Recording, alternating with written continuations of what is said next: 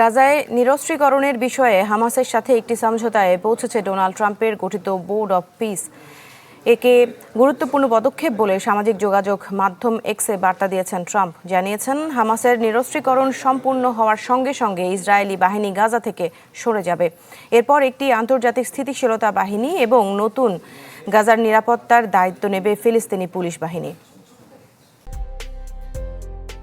Premier wardrobe, গুছিয়ে ফেলুন জীবনটাকে।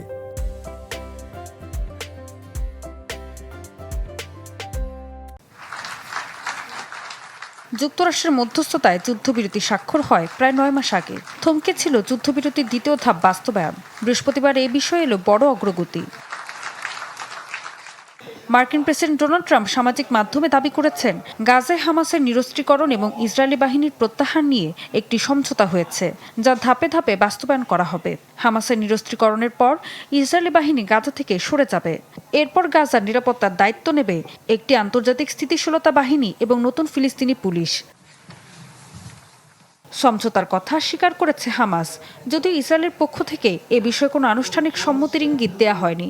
যুক্তরাষ্ট্র ও বোর্ড অব পিসের কর্মকর্তারা জানান, আগামী 2 সপ্তাহের মধ্যে গাজার পুলিশ বাহিনী তাদের অস্ত্র নতুন প্রযুক্তি নির্ভর প্রশাসনের কাছে হস্তান্তর করবে।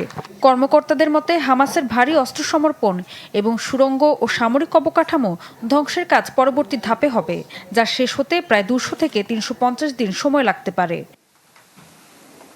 তবে এই পুরো সমঝোতা প্রক্রিয়া বাস্তবায়নে এখনও বহু শর্ত, দীর্ঘ সময়সূচি এবং নানা প্রতিবন্ধকতা রয়ে গেছে। কেননা হামাস ছাড়াও অন্য সক্রিয় সশস্ত্র গোষ্ঠী ও ইসরায়েলি কট্টরপন্থী রাজনৈতিক মহল দুপক্ষ থেকেই আসতে পারে বাধা। 2023 সালের পর এ পর্যন্ত ইসরায়েলের হামলায় গাজা এখন পর্যন্ত 73,000-এর বেশি ফিলিস্তিনি নিহত হয়েছেন। এখনও গাজার অর্ধেকেরও বেশি এলাকা ইসরায়েলি বাহিনীর নিয়ন্ত্রণে রয়েছে। বিপুল সংখ্যক বাস্তুচ্যুত ফিলিস্তিনি বাস করছেন তাঁবু ও ধ্বংসস্তূপে। ঋতু সাহা, চ্যানেল 24।